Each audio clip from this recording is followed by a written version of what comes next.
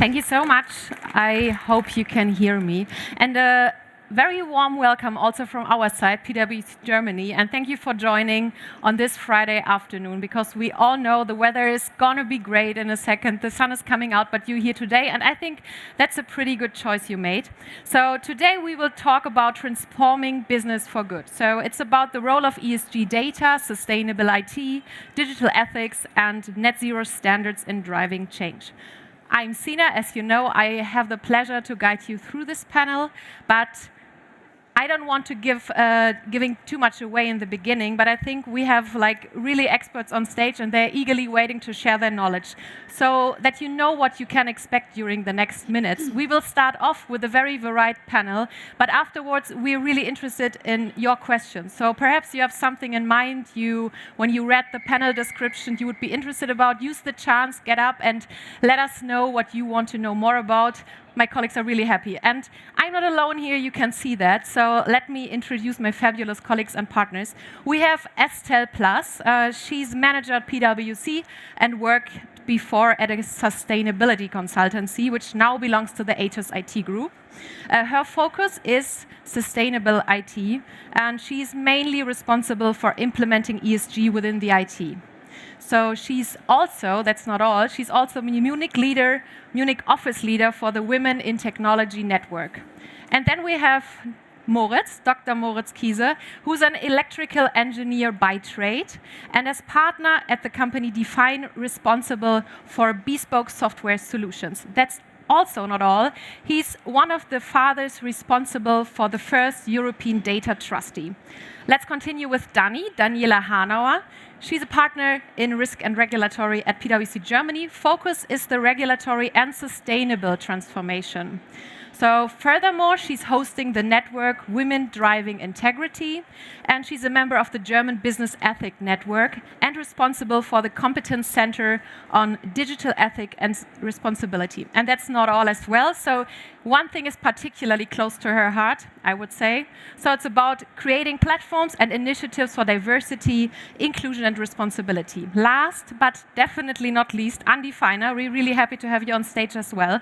So Andy is a partner at PwC and leads our efforts on sustainability data and managed services as well as nature-based solutions. And now, enough for the introductions. Let's dive into today's exciting topic.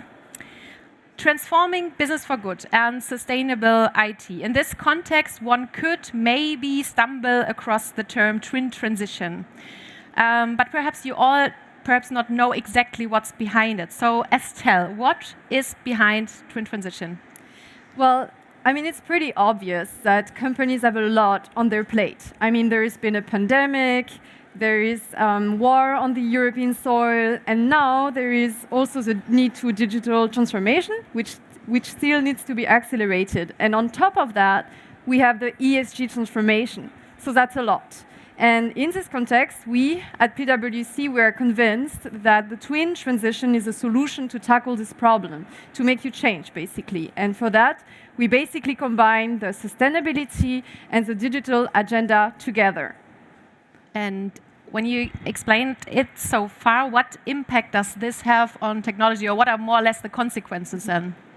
Yeah, so maybe let's start with an example. Back in the days, when we wanted to watch a movie, we would basically do it in a legal way with a DVD, right? And when we had the chance to have a DVD, we would basically obtain it because it was being produced and it was being transported to us, the end consumers. And a lot of emissions and energy were being consumed for that.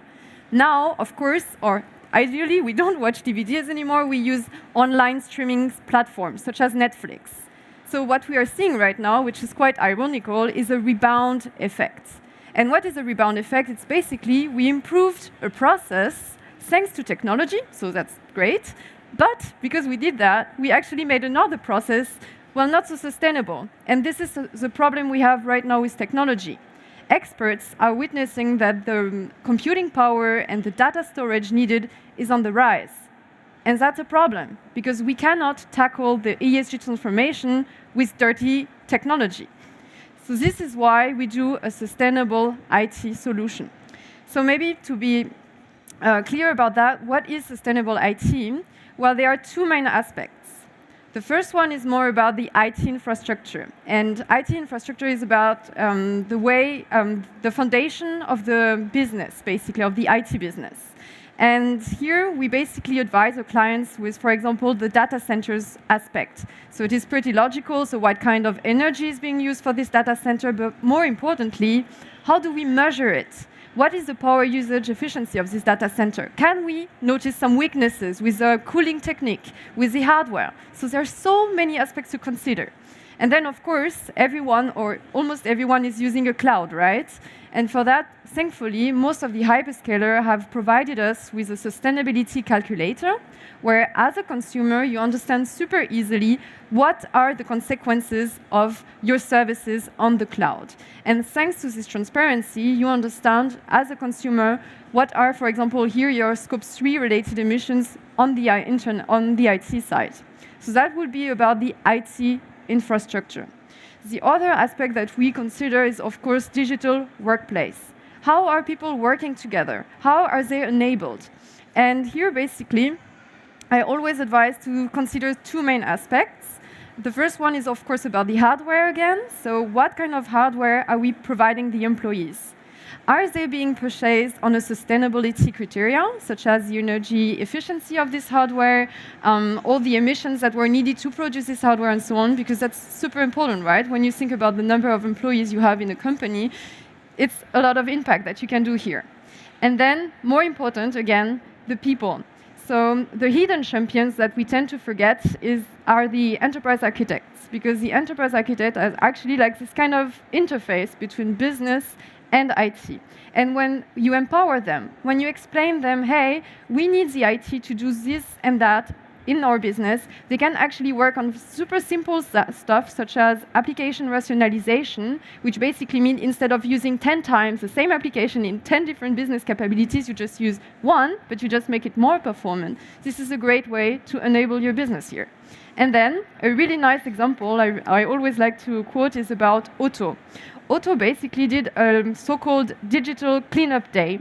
So I think it's the second time they're doing this year, and it's all about having one day where all the employees at Otto, no matter how big or small they are in the hierarchy, they have to clean up their data. They have to clean up all their folders, their documents, everything they have. And again, that's a great way to empower people within your company to say, hey, your data, your IT, it matters.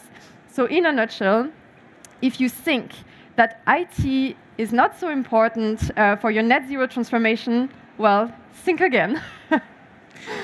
And we won't give you the time now to think again, but perhaps it's an impulse for this weekend, we don't know. But your focus was now more or less on the E of ESG, so the environmental aspect. Mm-hmm. As we all know, there's the second letter, S, so let's turn our attention to the S right now. Because when we talk about data and digitalization, it's increasingly accompanied by discussions about trust, data protection, digital ethics. And we have an expert on this field on our stage. Dani, what should you consider by using technology?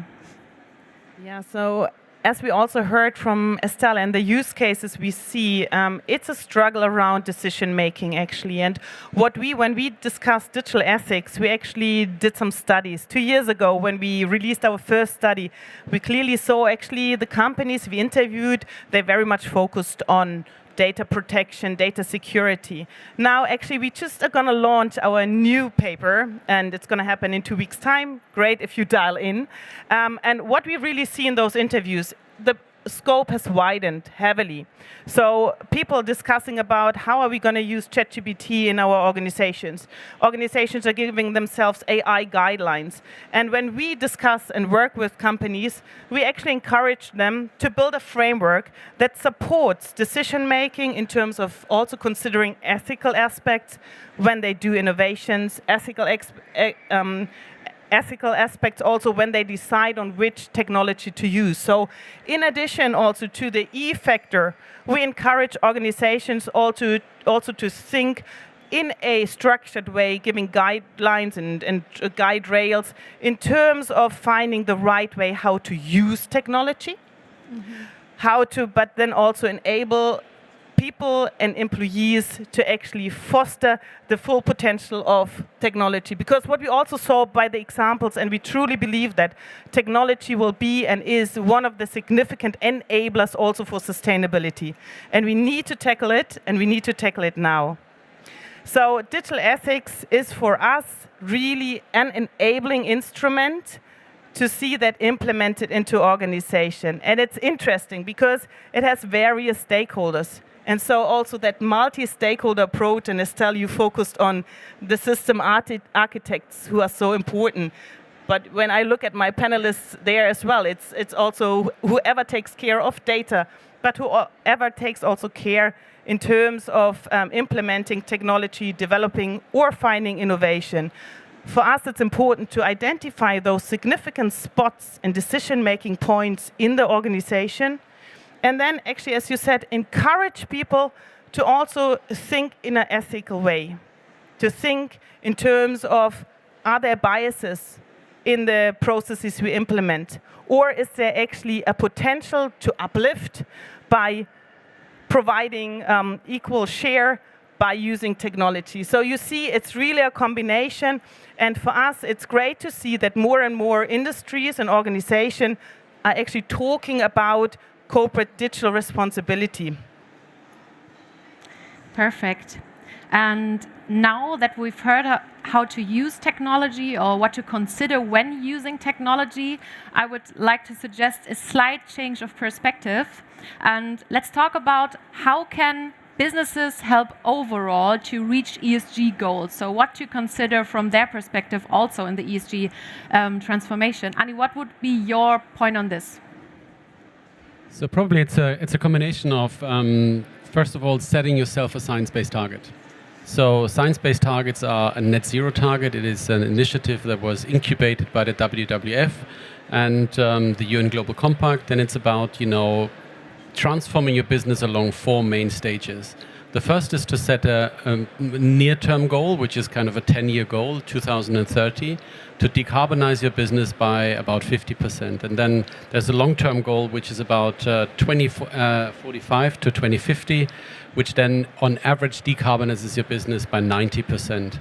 And thereafter, you should do some removal of the unabatable, not removable CO2, which you then basically bring everything to a net zero. Because one of the biggest challenges that we have is, next to biodiversity losses and pandemics and all of that, is also the climate change. And in order to do all of this, you need to not only decarbonize your business over the next 20 to 25 years, but also do something right away. And this is what we do and what we help our customers with when we say, okay, why don't you build yourself a climate factory? So it goes like this. You basically do a carbon footprinting exercise. You know exactly how much carbon footprint you have based on your products, but also on your operations. What you then do is, again, try to mitigate and try to bring this down as much as you can. But the stuff you can't bring down in the first place, you can give a price to. So just suppose you give a CO2 ton which you are emitting a price of 50 or 100 euros. And this is something that is free to yourself. And it's actually something that you can test and what your, let's say, your stakeholders are saying to that. So you can't come up with a $2 or 2 euros, but about 50 to 100 sounds a reasonable thing. And that you can kind of then use in order to almost like have an internal carbon tax. And that's nothing else. You use it, you price it to your customers, and then what you then have is something which you then can invest into nature.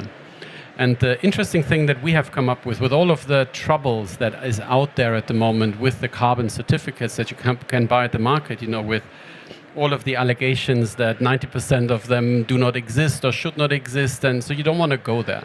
So what we have asked our customers is that about 60% of the customers in Germany would like to do something in Germany. So we came up with a solution together with a partner called the Ecosystem Value Association. So we have created something which is almost like a project finance for forests. And the bug beetle has basically obliterated the German forest. There's more than 500,000 hectares which are basically not existing anymore. And so we can now use the funds of a company in order to basically reforest Germany. So we've done the first thing. We at PwC Germany have also done a small first test trade. And we can only encourage our companies that are working with us to work with us to reduce their carbon footprint in the first place, but then also, and not wait until 2025, when, or 2045, sorry, when kind of then your net zero target, the formal one, is achieved, but do something along the line beyond your value chain. And that's one of the major steps in the Science-Based Targets initiative, is you need to reduce it for the midterm, you need to reduce it for the long term, but then while you do this, there's a beyond value chain mitigation where you can reforest German forests. And then in the long run, you need to basically remove carbon in order to be really net zero. And what all this needs is data. And this can't be done without data. Just imagine you need to collect all of the information on your product carbon footprints, on your company carbon footprints. You need to track this over time. And this is also what, together with our partners at Define, we have looked into, is a data platform. And a data platform that is not something, everybody says data is the new gold, and we believe exactly the opposite. Data should not be the new gold. Data should be something that is free to use, not free basically, but at least fairly priced, so that everybody can access it, and you share the cost while you bring this up. And then the analytics on top of it and how you refine the data is something that should be done by somebody else. But I leave that basically to Moritz, and I need to stop myself because I'm taking away all the buzz.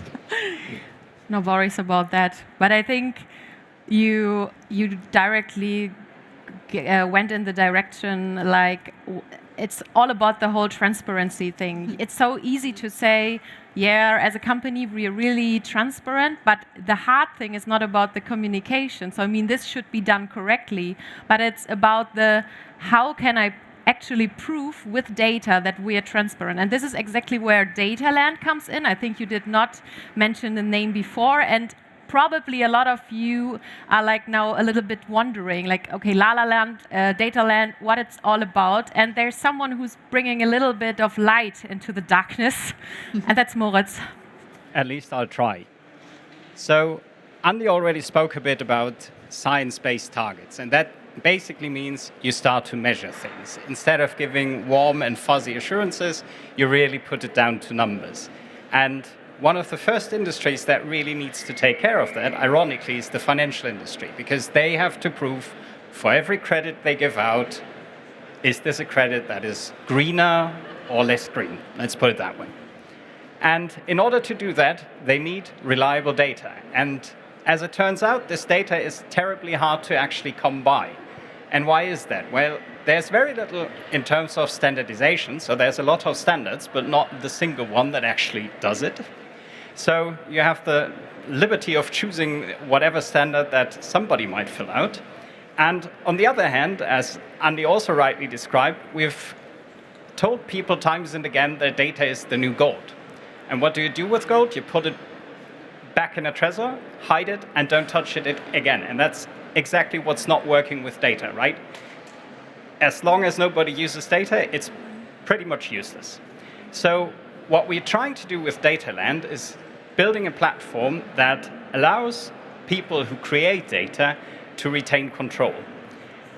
And if you look at what data platforms today now do, is that they basically put out a pretty nice closed shop package that takes care of the basic three functions that they need to provide. So first of all is data collection, then there's some means of processing or putting value-added services on top of that, and third, there's distribution, so getting the data to the clients.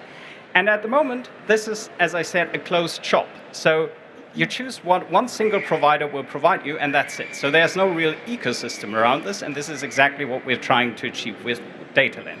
Split this up into distinct pieces of a value chain where different companies can provide their knowledge, their capabilities, and their data while still retaining control over this.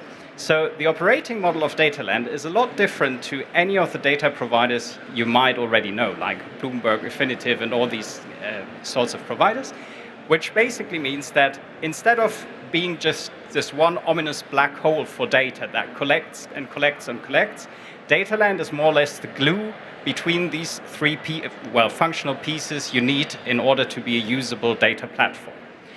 And as such, Dataland itself needs to be again, very transparent in its motivation, how it does things, how it is incentivized.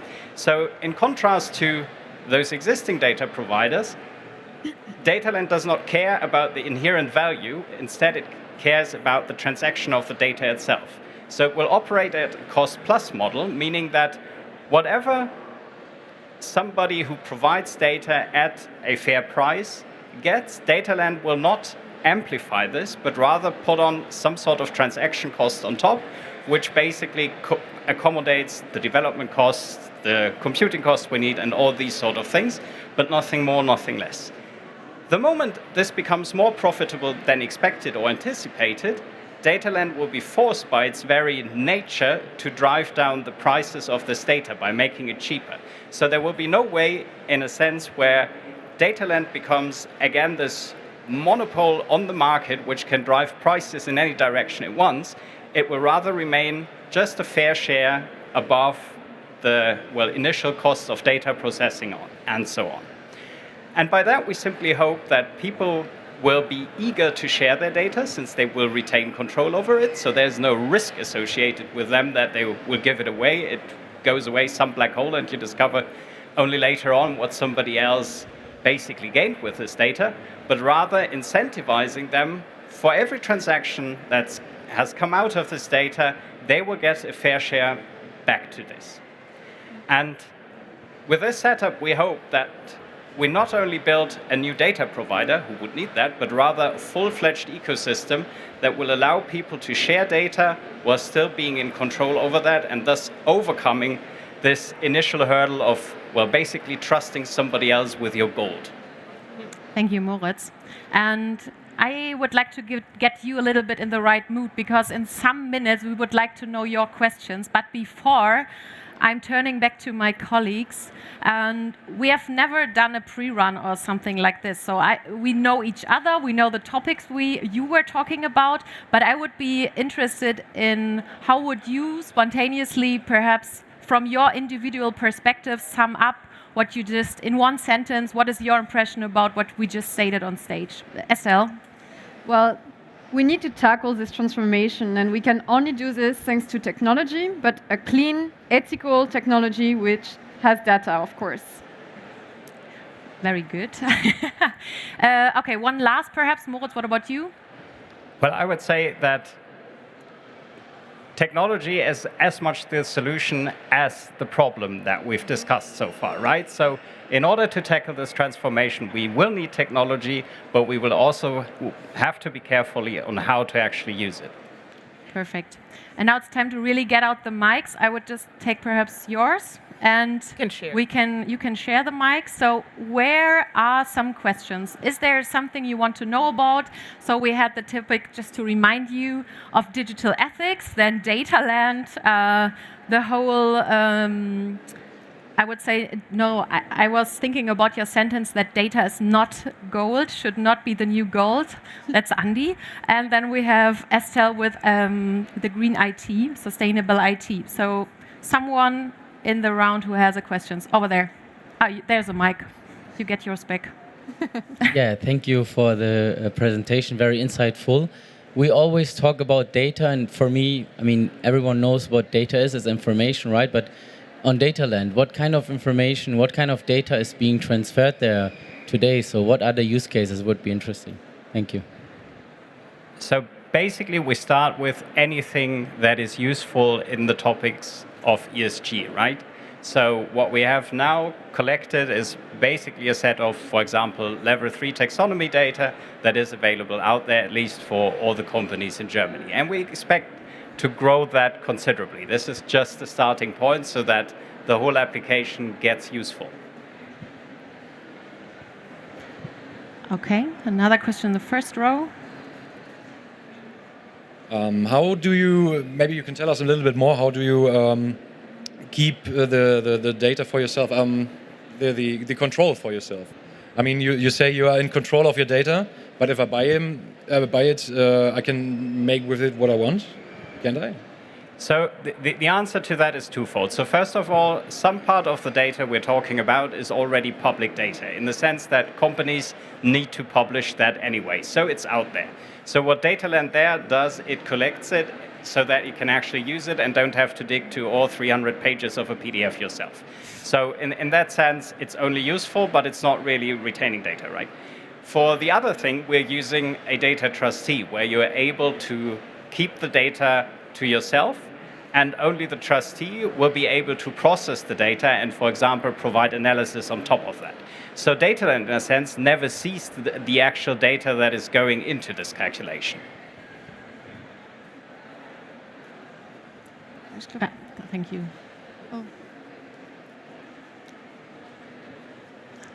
Thank you for the very interesting panel. I have one question about data provenance, because we can create all the data lakes in the world. As long as we can't ensure data provenance and data trustability, we still have an issue. So anything you're doing to prevent that? So in a sense, what DataLand at least provides in that means is, since it's not a closed shop, all companies can actually decide what's going on there, and they can also provide means of quality assurance and these things on top of that. And then there's also the possibility of, and again, DataLand can make this just transparent, of actually auditing data. So putting a stamp on it, this is trustful, this is something that was audited, for example, by PwC. Perhaps you have something to add, Andy or Danny? I just also had the thought about validating data. There are mechanisms, right? And especially if we have more people looking at data, people are clever, so they also understand what is right and wrong. And the mechanism around it must be that there is a mechanism to point out which data flows into it, and if there's anything suspected, I would also guess, or identified, then there is also a process to say, hey, please validate this data. And I think that's something we also need to work with. Sometimes maybe, and I'm not talking about DataLand specifically, but we must also dare to maybe make mistakes. So I rather have someone pulling out and saying, okay, I give you some more data, and then we figure out during the process, because now then a lot of people are looking at it, actually you need to improve your data, we need to go back and forth. And in general, I think we need to be also quite brave in going forward in also accepting that maybe there might, and I'm again not talking about DataLand, accepting mistakes when we do things in a sustainability movement and transformation. I think that's so important, and we can't wait for the completely solid proof solution for everything. I think there are urgencies that we really need to tackle now, and doing mistakes is then also part of the way. Thank you. Thank you also from my side for the great speeches. I have a question for Estelle. So what I would be interested in, whether you really have the feeling that IT or sustainable IT is already really a topic in the market and also at the companies. And second of all, I would like to know of all the measures you have in mind to reduce CO2 in the IT organization, what would be the biggest lever that comes to your mind? Well, maybe if we consider your first question right, we've identified several personas, I would say. So I would say you always have the people who are like, chaka, let's go, really motivated. Like they don't need the regulation to do something. So it doesn't matter if we speak about IT or anything else. And in this context, of course, those are the type of clients we really like to do project with, right? But then, of course, there are the ones that are a bit more scared and where we need to more explain the consequences, because at the end it's about, hey, do you want to be a thought leader here? Do you want to do something now when you are not exactly being forced to? Or do you want to wait, and when it's going to be the moment to do it, because you will have to do it, then you'll have such a problem because nothing will be ready. So I would say those are the different type we can identify here. And for your second question regarding what are like the biggest thing to consider, well, I was saying it's basically infrastructure and digital workplace, but I would say maybe on a company level, the infrastructure is of course the biggest lever. So it depends if you have an on-prem or hybrid situation, of course, but let's say if you do have an on-premise situation, so meaning that you have your own data center, this is a really big lever you need to consider. Mm-hmm. Thank you.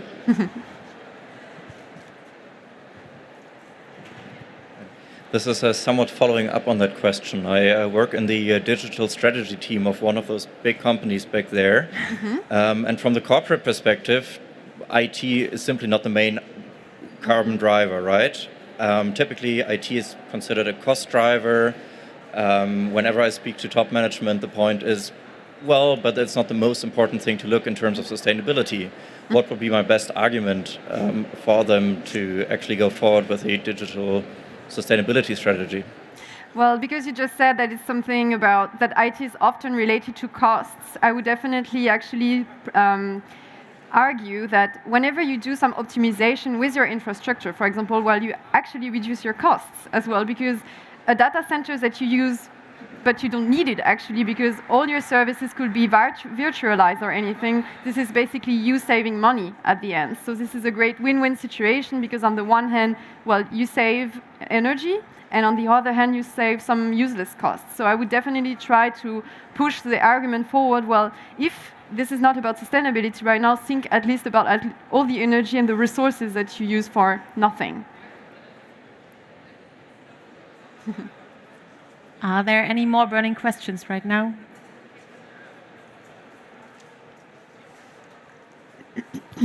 No more questions left. I also actually wanted to maybe another thought just to your question. I think it's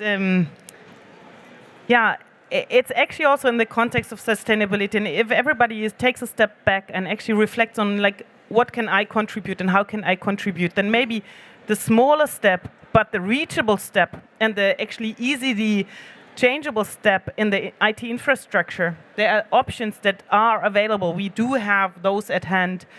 Might be also a good argument to lift the pressure of we need to do something now in your argumentation with your colleagues. So it's a feasible step, it's pragmatic, and you can do it. Maybe there's another pool in the organization somewhere, but it's far away, it's very complex, and people are very resistant to change. So for us, it's really also identifying in organizations the movers, the ones that believe in it, and then go with them and take the steps. And maybe that's also an argument. Do you want to be a mover? So let's do that quick win rather than putting it on the long bench and waiting some more years, because as also Andy said, there's not so much to be waited for. Mm-hmm. And one more question linked to my sustainability strategy. How do I measure, how can I make an investment decision the best way between deciding, do I invest in new laptops or do I invest into data centers in terms of sustainability? Are there any measures you guys are applying? Any business cases I can use to make a case? Well, it really depends how your IT is looking like, right? Like if you have a cloud, I suppose you have a cloud, but then what kind of cloud do you use? Is it global? Is it local? How many data centers do you have? How many people are working there? So it's a bit difficult to give like this a solution. That's why we're consultants, right? We do personalized consultancy. But I would say in a nutshell, the biggest to focus on will be actually thinking, well, if you are a big company, then definitely thinking, okay, how is your, for example, how is your usage of the cloud? Do you need also subscriptions? Because what we notice is that a lot of silos, right? And that's why I was also mentioning about the enterprise architecture earlier, because right now everyone say cloud, this is a buzzword, but enterprise architects are super important as well, because they have the overview of all the business and all the IT, and they are the one that can tell, well, you don't need the services, and if you don't need them, basically you save energy, and again, you save some money, so everything you need. If I may add, like it's a normal cash flow process that you can apply to in the first place. Completely disregard sustainability. Just say, okay, well, if I just use finance, what is it I would do? That would be my starting point. And then I would add certain elements of sustainability on top of it. And for example, a carbon price, and it's almost like it's like it's very safe that there will be a carbon tax at some point in time. And if you then consider these, and obviously if you buy a laptop or not, that's a very short time horizon. I mean, they will probably work 1 or 2 years. You can probably disregard it there. But the question is also on kind of, what is it you do with those laptops thereafter? Are you bringing them back into reuse? And so start with a normal financial calculation and then add on top certain things like circularity, like carbon costs and others.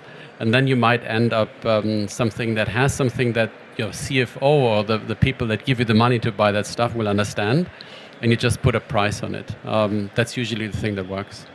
Yeah, and maybe to add on that, those topics you just listed, it's also around then adding and considering, for example, circularity in that process. So I think there's so many ambitions we need to tackle at once, actually. And so also prioritize in there in terms of what is your main goal.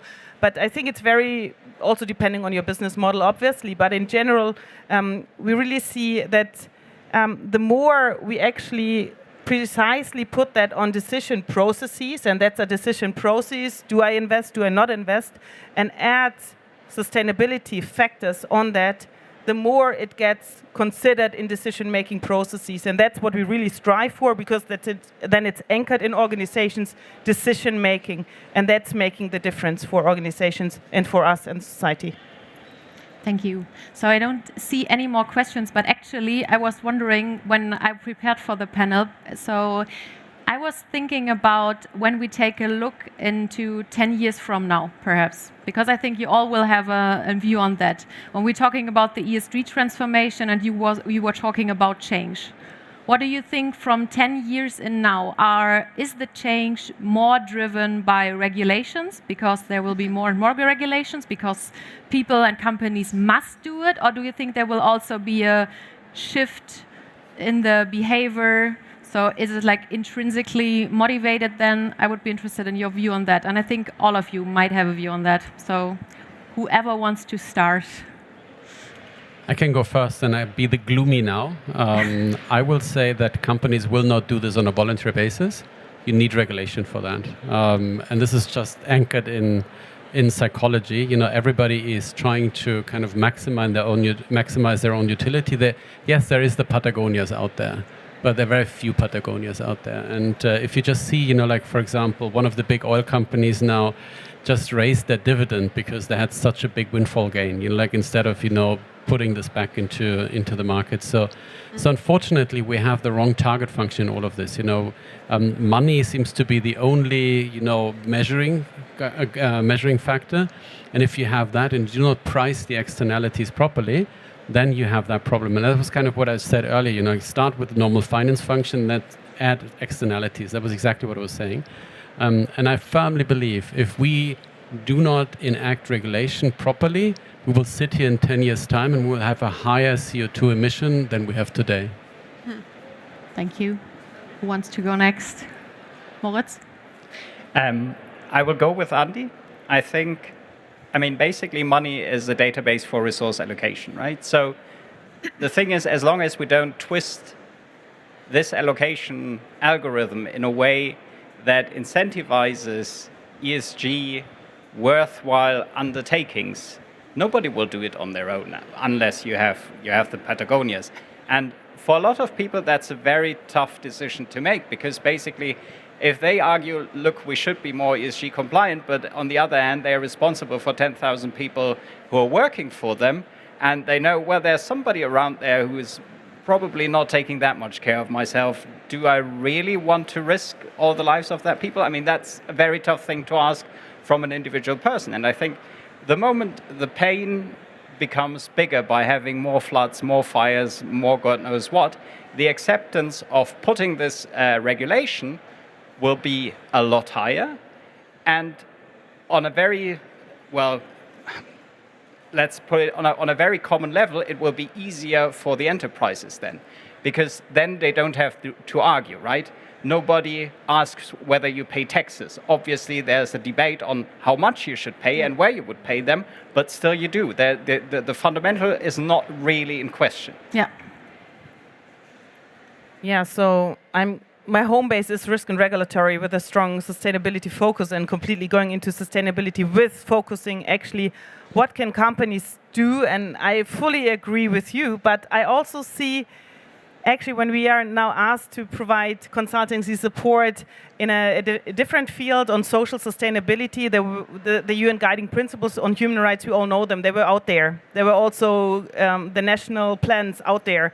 Nothing actually really happened. So it needed the Supply Chain Due Diligence Act in Germany to now move towards significantly changing and making attendance on assessing the human risks of organizations. So it actually needed that. I'm working in a lot of those projects at the moment, and I see actually what is very nice. People can now talk about human rights and transferring also what it means to do, which responsibility each business model has on certain human rights and environmental aspects that we also do have in the legislation. And I think so regulation also allows having good dialogues in organizations, but regulation also requires attendance and capacities. And so we need to also attend to regulation in a good way.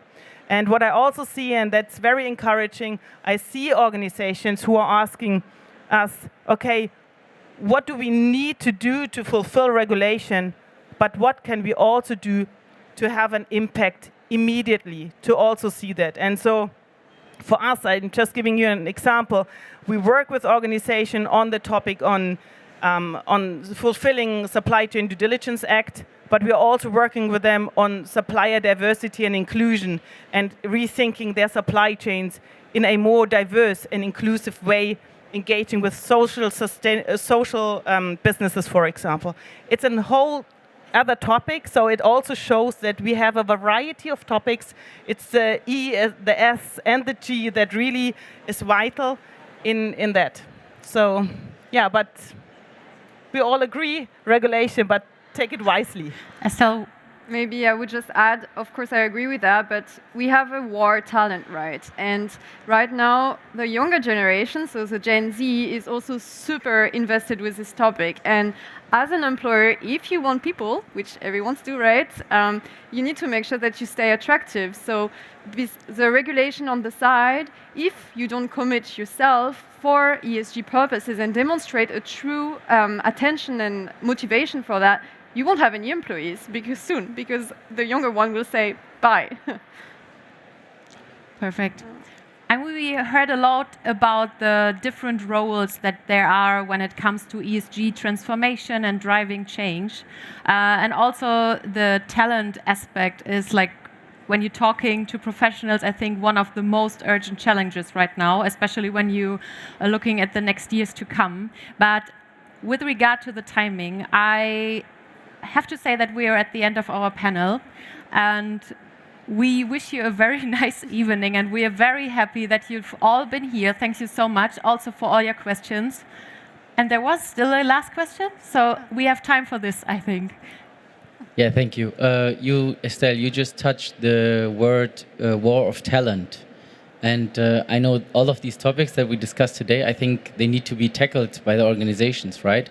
And I would like to ask you whether, I mean, probably like the PwC colleagues that working with clients, how is the, right now, how are the organizations looking at this war of talent in sustainability? Is there such a war of talent in this particular field? Do you see that? Perhaps that's something for you, Dani? A sentence? Yeah, we see, so we clearly do see that. And I think everybody's here, all talents, congratulations. You're in a very wise and good spot, because when I just look also at our organizations at PwC, we have that urgency definitely, and we reacted on that. So we are forming together strong units actually on the topic on sustainability to make it also more visible. And I'm always super excited when I can go into interviews and see those talents bringing their ideas. And I can just tell you, there are quite demanding ideas also that come into our space, and I love that. It's also talents like Estelle making their own topic very strong at PwC, and I see that in companies as well. So congratulations, whoever is a talent in this room and strives for sustainability topics. There's a good future for everybody here, hopefully, and your roles are so significant also to drive the change in organizations and for organizations. Probably a lot of talents right here in the room, and thanks for rounding up this session. So could have not done this better. But a big thank you to you, that's what I already said, but also a special thank you to our corporate and development and innovation unit at PwC, because these are the guys who made this possible, who were organizing this whole. Thanks a lot. And thanks a lot to you four. So have a nice evening, TGIF. Enjoy your weekend. Thanks.